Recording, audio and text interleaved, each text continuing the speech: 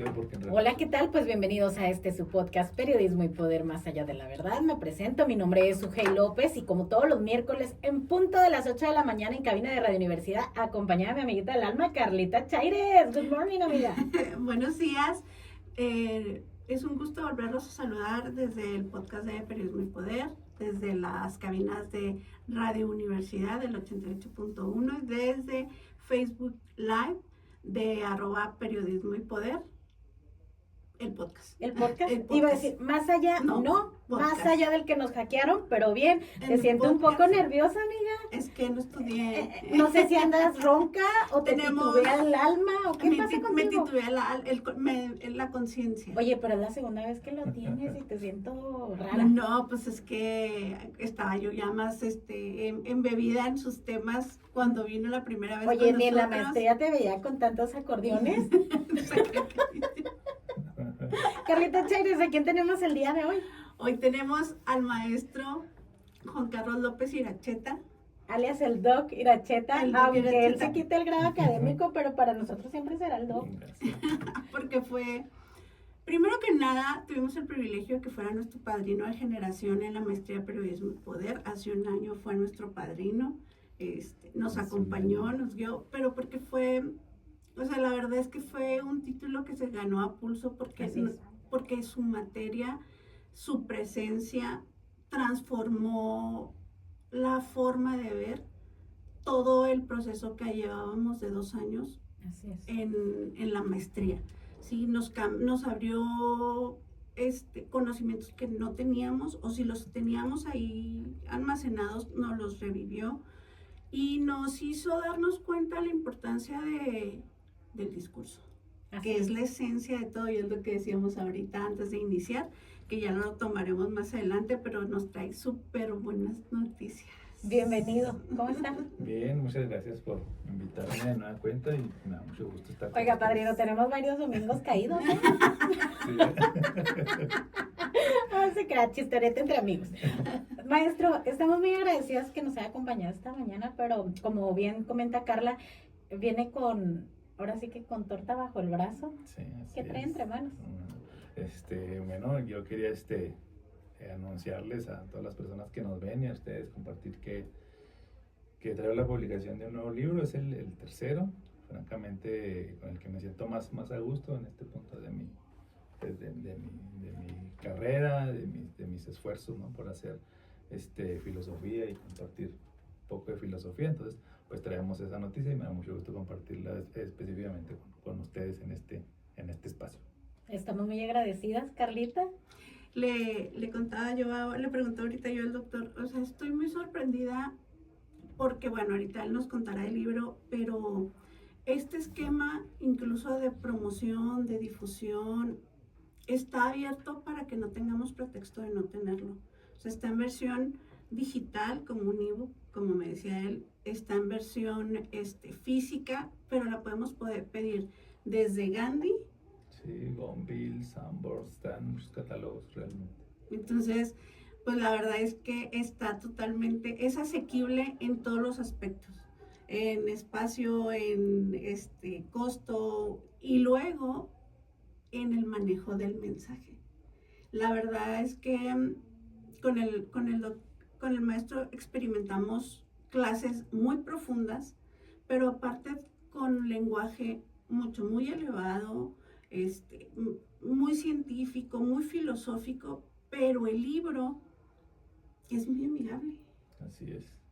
Sí, una de las intenciones o el propósito que me fijé muy al inicio del proyecto fue, para empezar, si lo ojean así rápido, son capítulos, son entradas breves. Los temas pues son diversos, son más de 20 capítulos, pero estos son entradas breves, compactas.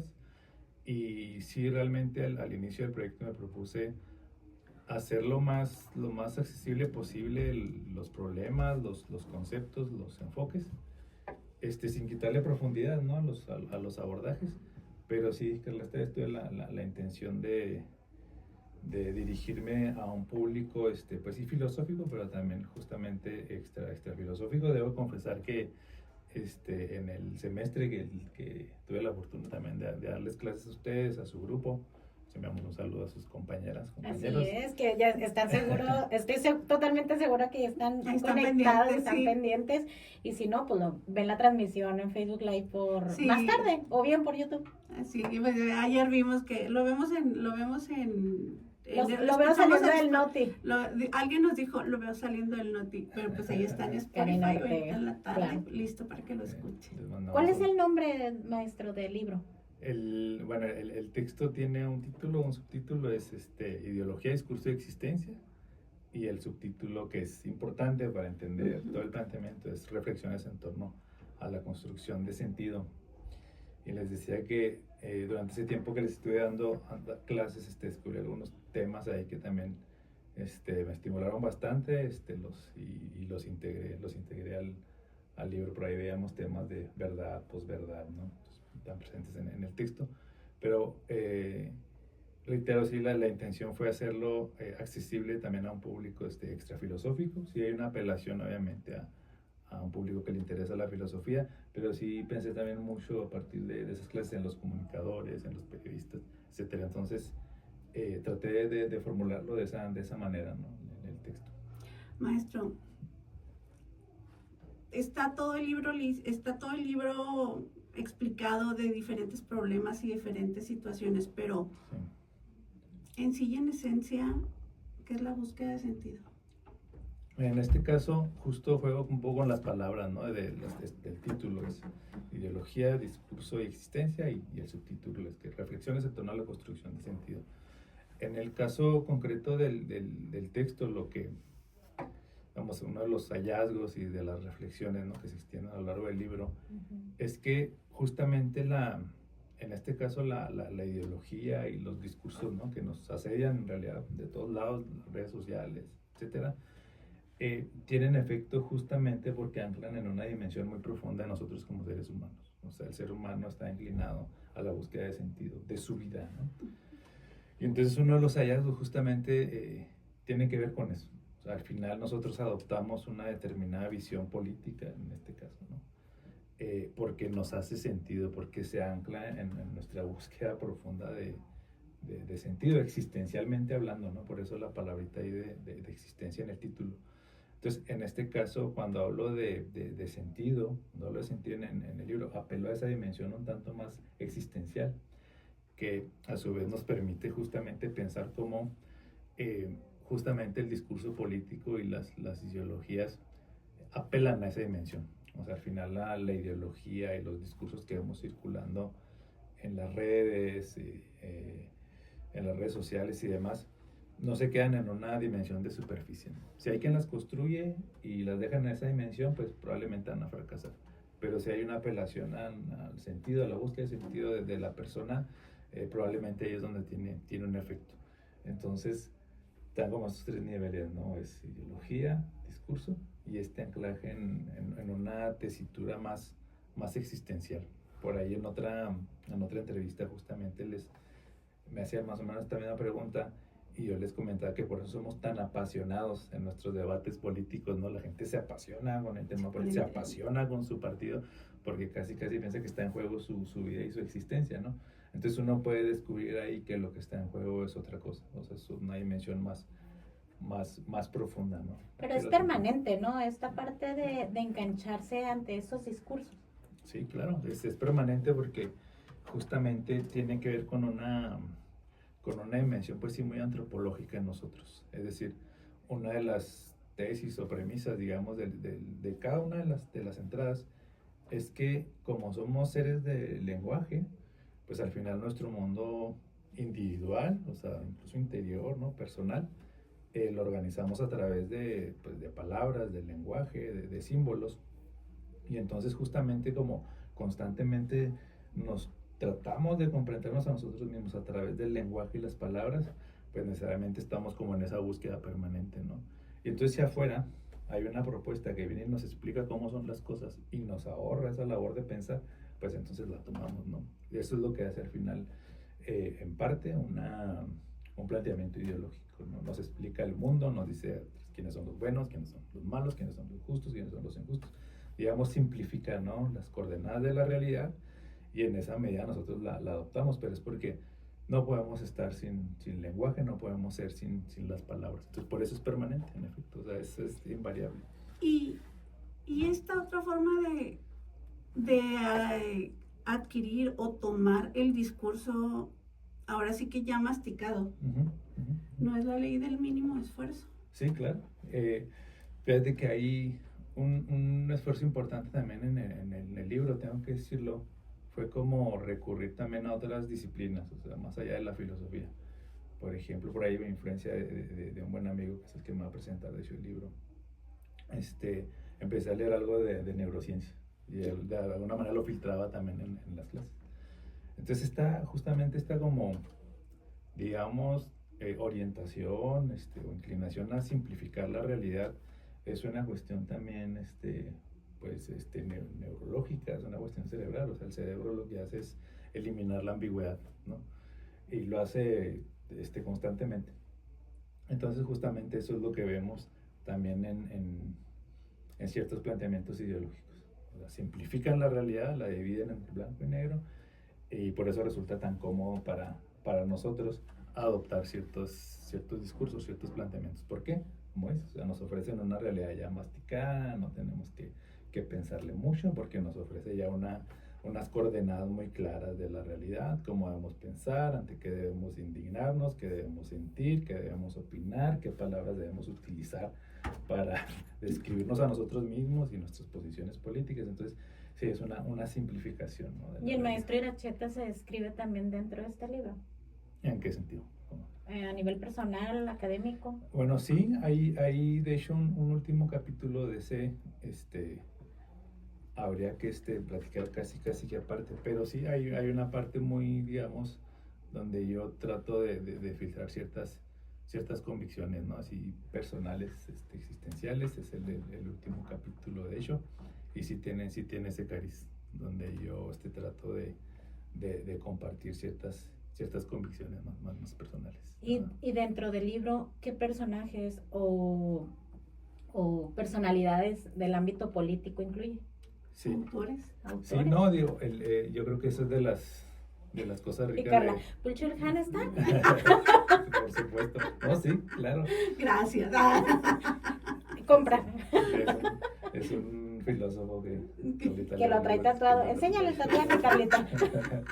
Fíjese, ¿cómo fue pieza tan importante, no solamente en lo académico, sino también en lo personal? Que ahora sí que no solamente usted, sino también los docentes que nos estuvieron impartiendo clases dentro de la maestría de Periodismo y Poder, nos fueron tatuando a cada uno de los autores, en este caso a Carla Pulchurhan. Que le digo yo a Carla, ¿qué te impactó? Es que es todo, o sea, todo en él. Es que ahorita yo lo amo. Es que considero que ahorita en esta parte, incluyendo la neurociencia, el discurso y la tecnología, pues creo que es de los autores más, o el autor que trae ese tema filosófico desde la esencia del ser, y nos damos cuenta cuando lo ponemos en práctica o cuando lo podemos contrastar que lo que nos contó ya está pasando. Sí, es un filósofo vivo que habla sobre nuestra época, ¿no? O sea, eso ya es bastante. Y pues sí, yo creo que justo nuestro pensamiento en general y los textos, o sea, son posibles justamente porque dialogamos con una serie de autores, con una serie de personajes, ¿no? En el caso del libro, la verdad que el abanico es bastante amplio. Han, por supuesto, está ahí, tiene un texto maravilloso, ¿no? De la crisis de la narración. Nosotros vimos el de Infocracia, ¿no? Completito así, ¿no? Pero bueno, está Han, está una filósofa francesa que a mí me gusta mucho y no había tenido oportunidad como de filtrar algo de su filosofía, que es Simone Weil. Está el psicoanalista francés Lacan, el filósofo esloveno Zizek, algunos autores, filósofos que yo leía como estudiante y los traje, ¿no? al diálogo en el texto. ¿Cómo cuáles? Por ejemplo, Heidegger, que es un filósofo ahí difícil, pero traté de hacerlo interactuar con el tema que está abordando en el texto. Eso en cuanto a ciertas figuras intelectuales, hay otros tantos, ¿no?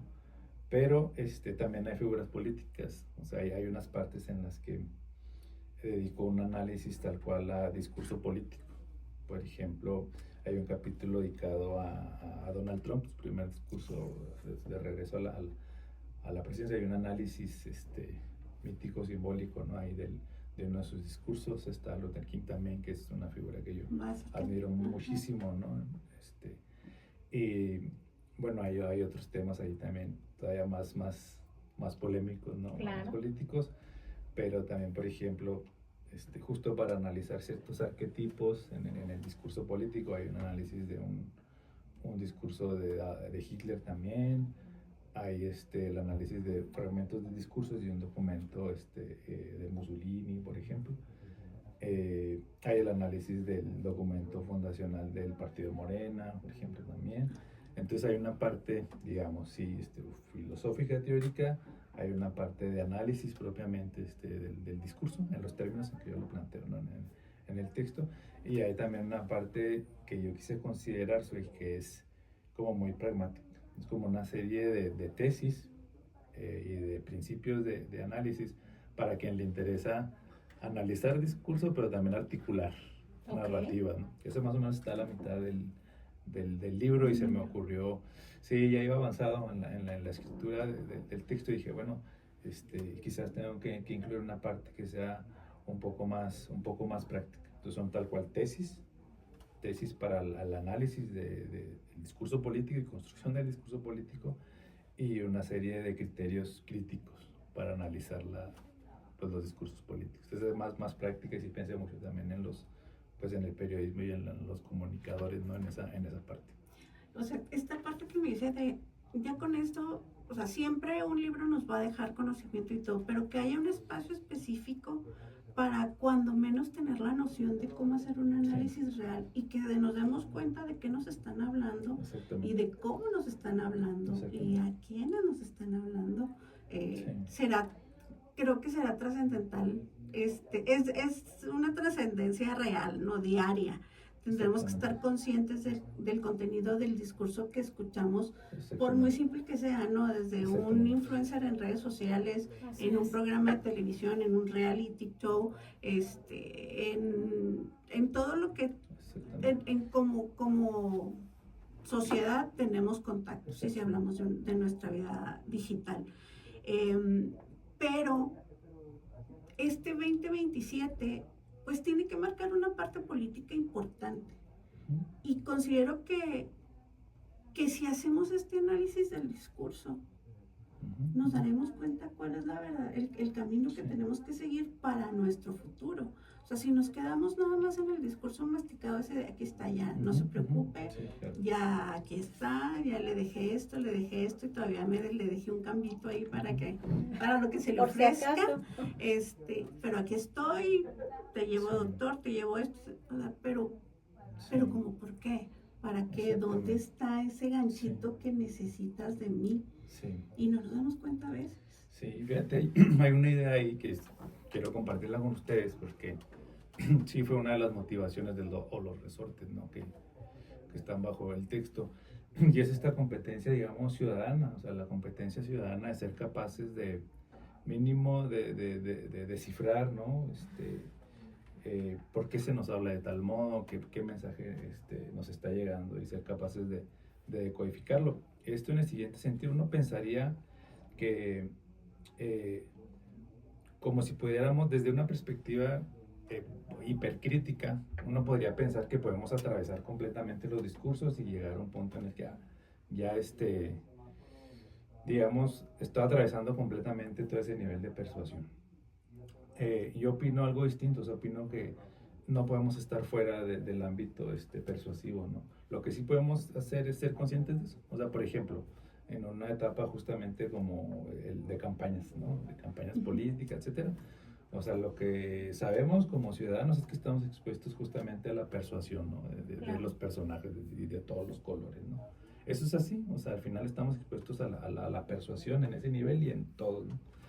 Entonces, lo que sí nos exige una lógica como esa, un ámbito como ese, es ser capaces de descifrar los mensajes, de decodificarlos y en efecto ya como ciudadano ver si me quedo con eso o no.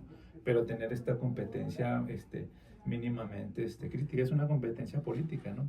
Hace años atrás yo reflexionaba mucho en eso, y es las competencias políticas que requiere una democracia, ¿no? O sea, lamentablemente las democracias no sobreviven porque existan, ¿no? Así como en abstracto las instituciones que hacen democracia, sino la democracia se sostiene porque hay ciudadanos con las competencias políticas a la altura de la democracia. Entonces, digo, ese es como el trasfondo de lo estoy dando como primicia, pero digamos, esa reflexión está de fondo, que la idea del texto es justamente sí estimular de alguna manera esa competencia política, ¿no? Ciudadana, de poder descifrar lo que me están diciendo, ¿no? Y ver qué tanto lo asimilo. ¿Cuántos años estuvo trabajando este libro? Estuve trabajando un poco más de 2 años, tengo que decirlo que frenéticamente. Empecé a armar yo tenía una serie de reflexiones ya hechas, y luego lo que pasó fue que cuando empecé a escribir, pues empecé a ver una relación, ¿no? entre estas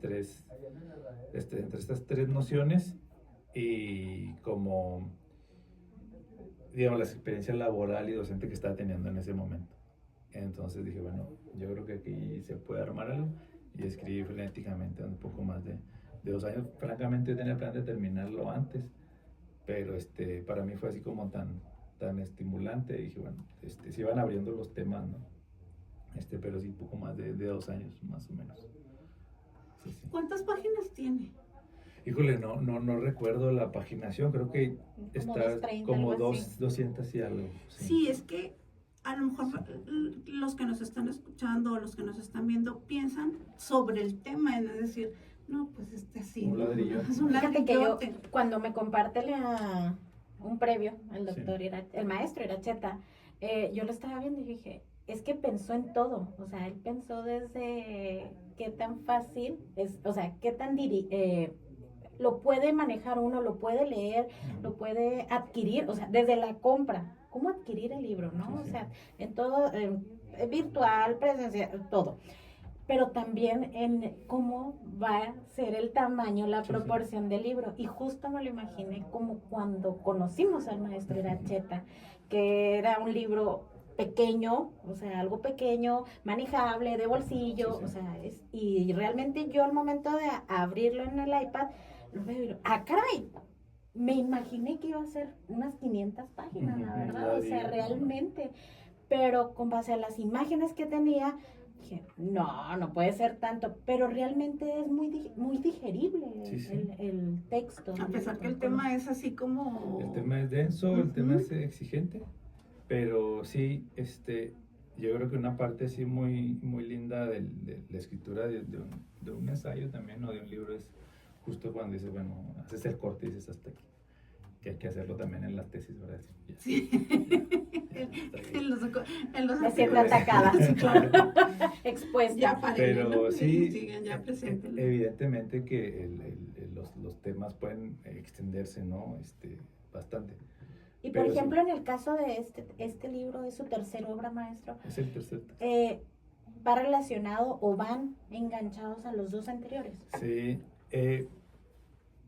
Esa reflexión me tomaré así como tiempo hacerla, porque creo que hay un hilo conductor, pero como a la base, porque fíjate, mi primer texto que publiqué fue precisamente yo estaba estudiando mi maestría aquí en la universidad, y fue un trabajo que hice para una materia, fue un ensayo, lo metí en una convocatoria local, Soltar las amarras se llama la convocatoria, y la gané esa convocatoria, y se publicó el texto, era de cultura y violencia. Entonces ahí en ese entonces mi intención era ver cómo se articulan ciertos estereotipos que justifican la violencia y la persecución. Entonces fue el primero, y fue un libro más chiquito así. Y luego el segundo fue un ensayo ganador también de la beca David Alfaro Siqueiros. En ese entonces, bueno, yo tenía ahí unos años de ser papá. Y el proyecto que hice fue justamente, ese estaba más conectado con el anterior, pero eran las violencias contra las infancias. Okay. Entonces era ver cómo, a partir desde cierta perspectiva filosófica, biopolítica, hay una violencia simbólica, estructural, contra las infancias. Estaba yo muy preocupado por ese tema. La verdad es que también lo escribí frenéticamente y pues que me desangré en ese trabajo y al final me costó trabajo porque era el análisis de las violencias. Entonces luego iba yo a archivos así muy, Qué complicado. como muy duros, ¿no? Y la verdad es que después de redactar ese trabajo di como 2 pasos atrás a seguir trabajando los temas. Fue una cuestión de sensibilidad. Se llama Niñez Sácer, se llama el texto. Todavía lo veo como un trabajo, sí, de mi juventud difícil. todavía, sí. Y ya después, pues este texto. Entonces, hay un salto temático ahí importante, sin embargo, lo que sí veo que está a la base, y además es más de orden filosófico, es que siempre he estado sumamente inquieto por la forma en la que construimos nuestra interpretación del mundo. O sea, cuando escribía el texto, Suge, decía yo, es que esta preocupación la traigo yo cargando por mucho tiempo. Y ahora, evidentemente, pues, la dirigí a un tema de la discursividad política, la ideología, pero lo que está a la base al final sí es un tema muy epistemológico, digamos, la forma en la que hacemos mundo, ¿no? Y lo que descubrí, o el hallazgo ya de estos últimos años y de lecturas, pues hacemos mundo con las palabras. Nuestro mundo está hecho de palabras. Y aparte, bueno, voy a dirigirlo al tema ideológico Pero político. fíjese, como parte de una inquietud, y ahora sí que la vida le da para ir construyendo, Sí, claro. y esa parte sensible que, por ejemplo, hablamos de la segunda obra, lo hace aún más sensible porque pues entra en la paternidad, Sí, ¿no? sí, claro. Y cómo desea, o eso anhelo, el explotar todo esto Sí, y sí. el descubrir, ir más allá de la verdad. Y vamos a un pequeño corte y regresamos. María en Controles, gracias. Sí, ahorita quiero, o sea, es que me hace a mí mucho sentido esta forma de hacer mundo. Pero ¿qué mundo estamos haciendo ahorita precisamente para las infancias y las adolescencias? A través del discurso Ujú. que ellos están recibiendo en todos los planos, ¿no? Desde el digital, el presencial y luego este otro que traen entre ellos desde sus hogares. O sea, sí está... Sí, está cañón. Pienso muchas cosas. Qué miedo. Sí está de miedo, justo. Sí.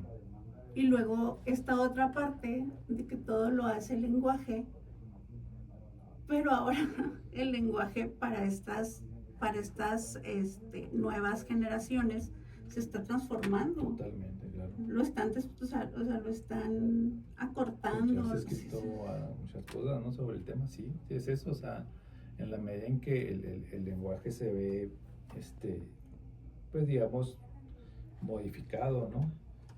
También se ve modificada nuestra percepción del mundo y la realidad. Entonces, menos palabras, un lenguaje erosionado, pues es igual a la erosión del mundo y es igual a la erosión de sentido, justamente. Entonces, lo plantea perfectamente, ¿no? En la crisis de la narración, es que ya somos incapaces de narrar, eso es una locura, porque justamente la incapacidad de narrar es como, para empezar, es incapacidad de pensar, y para terminar, pues eso tiene que ver justamente con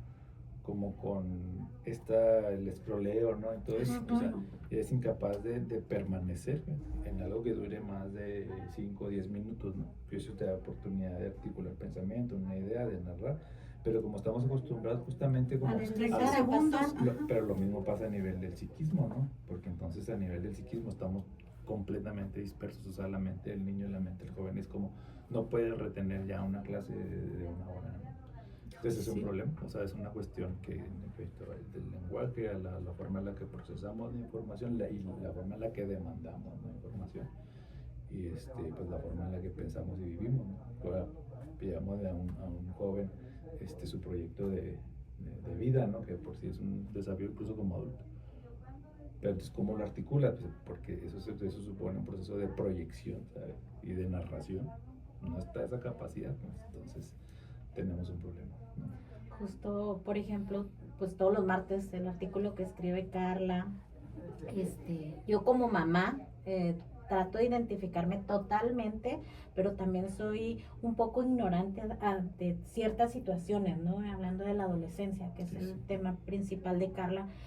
pero justo eso que dice, o sea, cómo se va reflejado, ¿no? Esto de estar deslizando la pantalla y llevarlo a una realidad y decirlo, no aguantas un video de 5 minutos, imagínate una clase, ahora sí que 45, 50 minutos ya que no son en puedes colegio. no puedes estar sentados. Carlita, Olvídate. creo que ya le vamos echando ahí más carbón al fuego porque esto está que arde, Carlita Chaires. Y justo a este corte en Radio Universidad nos quedamos platicando todavía por Facebook Live de Periodismo y Poder Podcast. Así es, podcast. Carlita, estamos platicando, ahora sí que embonando Todo piezas. El maestro nos compartía respecto a esta nueva obra que lo desarrolló dentro de 2 años, los proyectos y los trabajos que se fueron, los resultados de esta maestría en el caso personal de Carla Chaires con el artículo de todos los martes en el diario. Léanlo, los invitamos. Porque justo, o sea, ¿qué nos trajo esta maestría de periodismo y poder? A todos los involucrados, llámese de docentes y alumnos. Sí, ¿qué nos dejó? O sea, administrativos, al director de la Facultad de Filosofía y Letras, pieza fundamental para esta maestría, pero creo yo que lo que usted bien comentaba, maestro, o sea, también toca, ahora sí que voy a cobrarle las regalías, toca esta parte que vivió con nosotros como alumnos, Sí, sí. cómo es tan sensible el maestro Iracheta y lo plasma en estas obras. ¿Cómo se siente al respecto? No, a gusto decir, les comentaba ahorita ¿Es lo habitual, maestro? O sea, realmente tener este desarrollo, claro, no soy escritora, ¿verdad?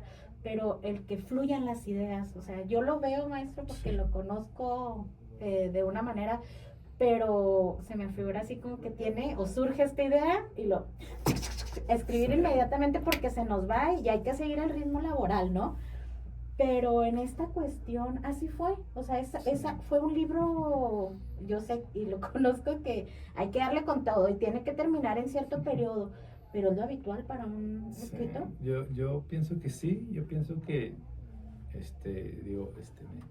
mi aportación es modesta, pero creo que el proceso, yo creo que una parte importante de la escritura incluso académica, igual estos son debates que he tenido también con colegas, con compañeros, pero creo que el tema de la escritura, sea académica o no, siempre tiene una dimensión creativa, ¿no? Y la dimensión creativa es fundamental justamente para hacer algo pues medianamente relevante o trascendente. Y en ese caso yo sí creo, Fe, que las ideas se le imponen al escritor. Yo lo creo así, o sea, el momento en que proyectas un planteamiento, un problema, y te sostienes, ¿no? En el asunto, llega un punto en el que ves que prácticamente eso se va articulando casi de manera autónoma, ¿no?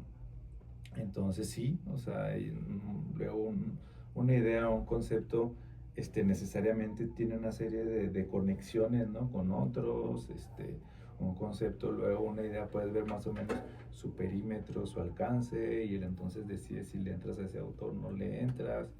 Entonces creo que esa dimensión creativa sí siempre está en el escritor, y yo insisto, casi es muy socráticamente un arrobamiento, ¿no? Hacia la idea y perseguirla. O sea, yo sí soy del tipo que si tiene una idea, o advierte una posible, la anoto en la servilleta, la anoto en un pedazo de hoja, en un post-it, y luego ya más tranquilamente llego y estructuro, ¿no? Lo que más o menos se me ocurrió pero sí creo que hay un tema así de creatividad, y creo que hay que tener como esa obediencia a las ideas y al pensamiento. ¿Está listo ahora sí que para la crítica?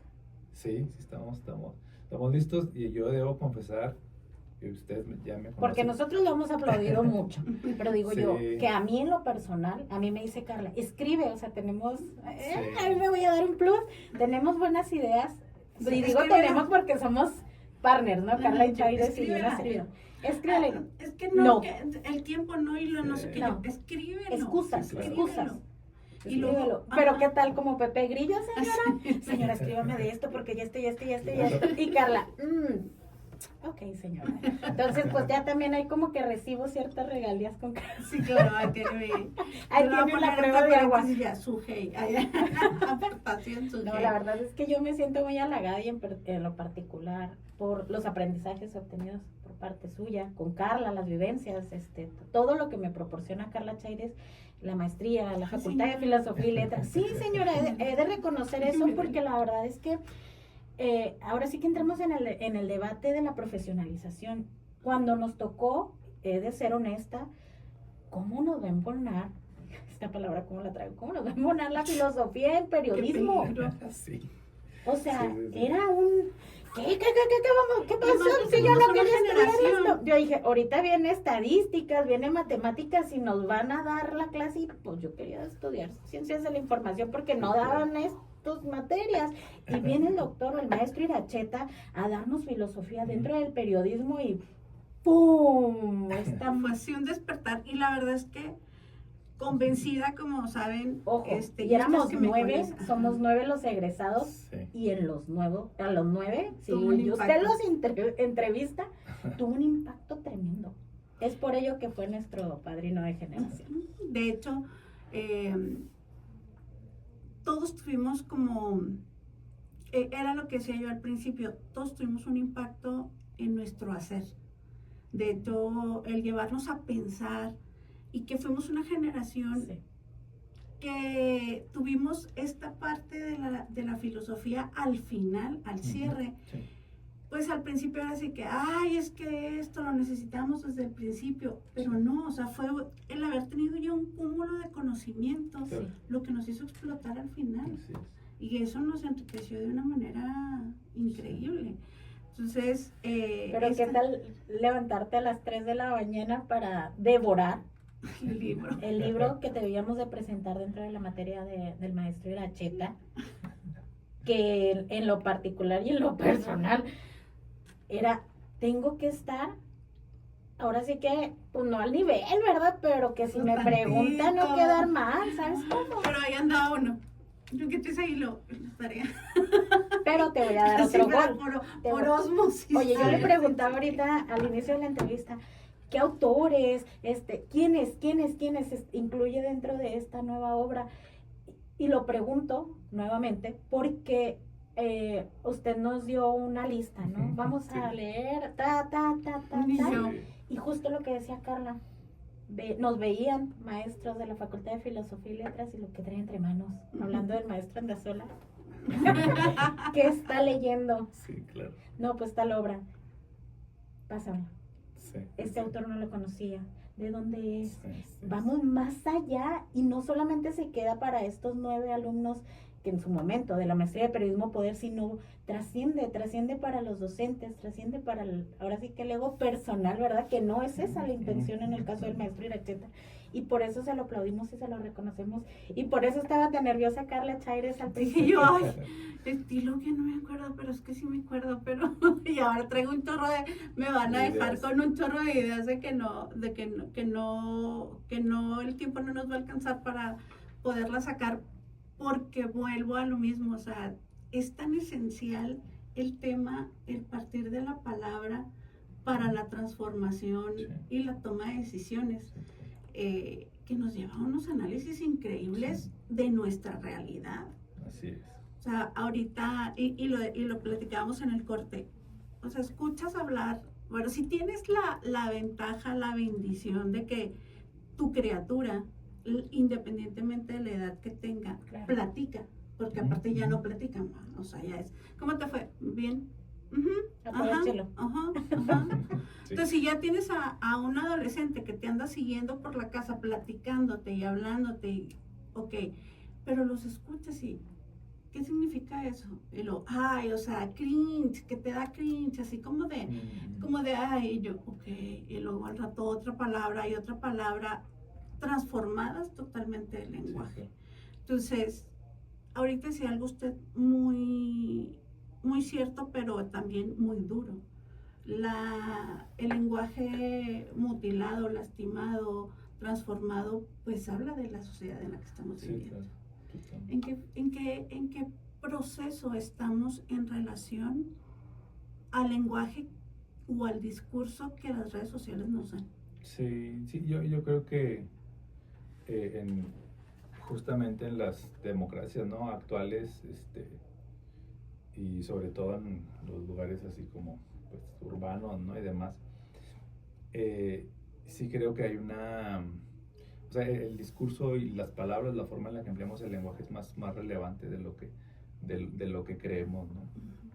Entonces sí, yo comparto pues ahora sí que este diagnóstico con tu filósofo favorito, que es Byung-Chul Han, que sí hemos arribado a justamente a una crisis de la narración, ¿no?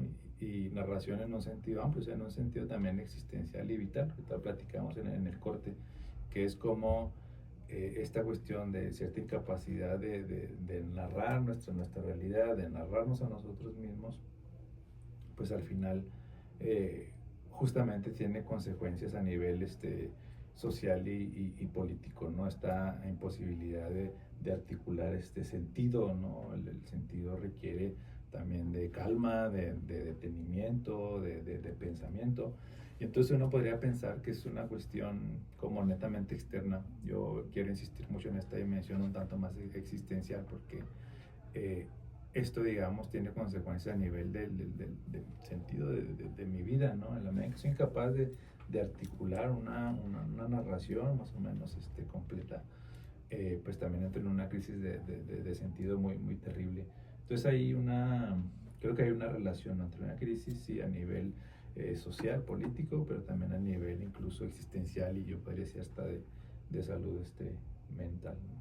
Eso por un lado, ahorita me quedé pensando mucho en lo que decía, que les agradezco también muchísimo sus palabras, también fue un grupo muy querido en parte, pero sí, justamente yo sigo creyendo que la palabra y el lenguaje pues acontecimental y tiene también un papel fundamental ahora sí que en la hora de clase, ¿no? Por un lado, y lo otro yo sigo creyendo que la filosofía tiene muchísimo que aportar a las otras disciplinas, a otros tipos de formación. Y al final eso fue lo que me exigí cuando me ofrecieron Pero fue la algo clase. mutuo, porque la clase era sábados a las 8 de la mañana y 8 en punto y el maestro ya estaba Sí. Llegamos todo el día ahí en el escritorio. sí, fresco como una lechuga, comprometido ante la sociedad y vamos a debatir. Y entramos en el debate, pero sobre todo lo que me impresionaba y me sigue impresionando es cómo es abierto en esta cuestión de, Sí, sí. ok, tu punto de vista, Carla Chérez, esto, órale, y esto, Octavio, Octavio, que le vaya bien. O sea, ¿me explico? O sea, y de todos modos seguíamos enganchados dentro de la narrativa de la clase, y eso me parecía fascinante, y cada vez que entramos ahora sí que en esta invitación a ingresar a cada uno ahora sí que a cada uno de los programas académicos de la facultad, nosotros somos ahora sí que, me siento como la decana, le decía a la chama de la universidad, decía, oye, las edecanes, yo sí me siento porque sé y lo viví en carne propia, cómo es tan maravillosa las clases que se nos impartieron a nosotros como alumnos de la maestría. ¿Cómo nos quedó, cómo nos impactó, pero sobre todo los resultados que de manera personal a Octavio, a Vanessa, a Emma de la O con su nuevo proyecto que volvió a retomar? ¿Me explico? O sea, ¿cómo surge todo esto? Y es gracias a cada uno de los académicos que nos dan la clase, pero sobre todo también las ganas de seguir adelante en la cuestión, por ejemplo, espiritual, y de cada uno de los autores que usted nos mencionaba, y lo digo así abiertamente porque porque realmente así fue. O sea, cada uno de los autores, Chul Han, Michel Foucault, o sea, Se me hace raro que no haya escuchado a Ana de Arendt. ¿Es Arendt? Arendt, ajá.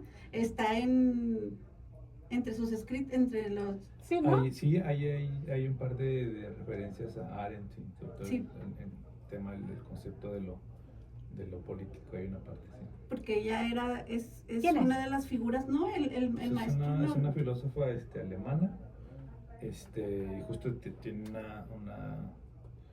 su obra maestra creo que es Orígenes del totalitarismo, y bueno, algo sabe justamente de cómo se articulan los discursos ideológicos, ¿no? Entonces sí hay una parte. Sí, porque esa es de las autoras también que o de las filósofas con las que yo me quedé después de esos tiempos. Okay. O sea, Ujú. también fue como 4 o Ok. 5 así que agarré míos Ujú. porque me gustó mucho, o sea, el haberlos conocido a través de la clase, por Sí. ejemplo.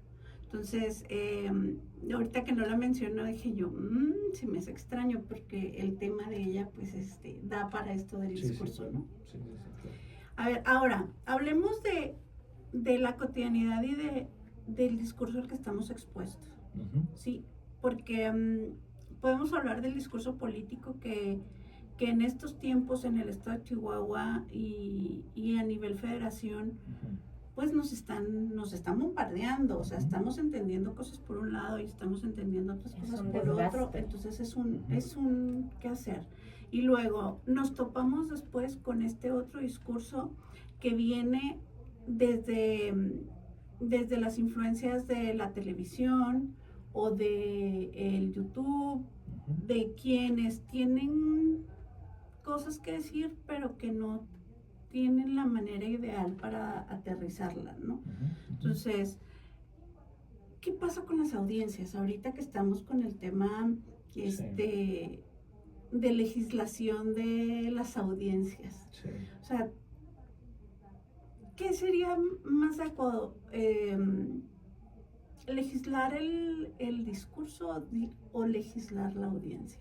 Que en realidad yo creo que o sea, lo que están proponiendo ahorita es una legislación de lo que vas a decir, más de a quién se lo vas a decir. Ujú, ujú. Sí, bueno, es un tema ahí, interesante, espinoso también, políticamente espinoso, pero bueno, yo lo que iría pensando también desde el texto es otra vez la necesidad más bien es un tema pedagógico, o sea, la necesidad de construir una serie de competencias políticas del ciudadano, ¿no? De tal modo que, digamos, esa capacidad de discernimiento, de selección de la información, pues recaiga en la persona, ¿no? Ujú. O sea, creo que justamente eso es lo que nos toca en este caso como sí, personas formadas en el humanismo, en las ciencias sociales, pensar muchísimo en la construcción a través de una cultura política, de una serie de competencias políticas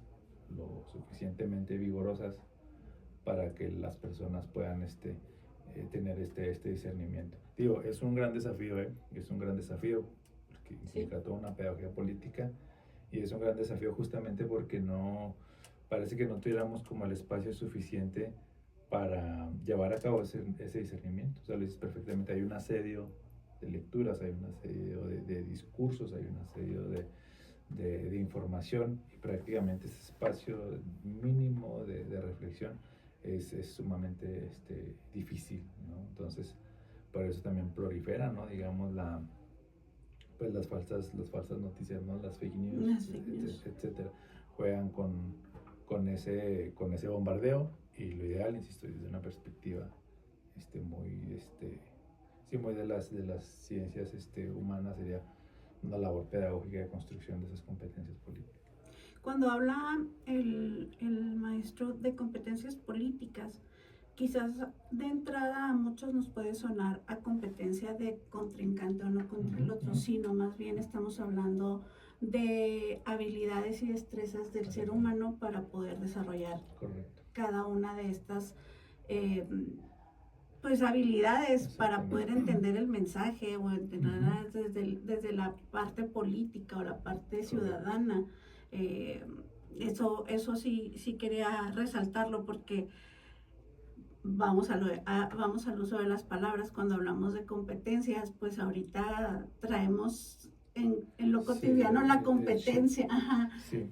Y en este caso lo que está impulsando es que sea la creación o el desarrollo de esa habilidad que todos tenemos, nomás que hay que desarrollarla, ¿no? Entonces, ¿cómo desarrollaría cualquiera de las personas que nos está escuchando y que le podría interesar desarrollar esas habilidades, o esas competencias de análisis del discurso, del análisis de la política, desde lo que recibe? ¿Qué necesita una persona hacer? Mira, yo creo que ahí otra vez es una cuestión muy pedagógica. Tienes razón. O sea, ahí la cuestión es como estas ciertas habilidades, ¿no? Es decir, dentro de una democracia se exige cierto tipo de ciudadano, digamos, ciertas habilidades en los ciudadanos, todos. Entonces yo creo que es una cuestión muy pedagógica, pero también hay una cuestión ahí muy elemental, y es esta capacidad de detenerse y hacerse las preguntas adecuadas. Suena sumamente simple, pero lo cierto es que en una época tan acelerada como la nuestra, eso es sumamente difícil.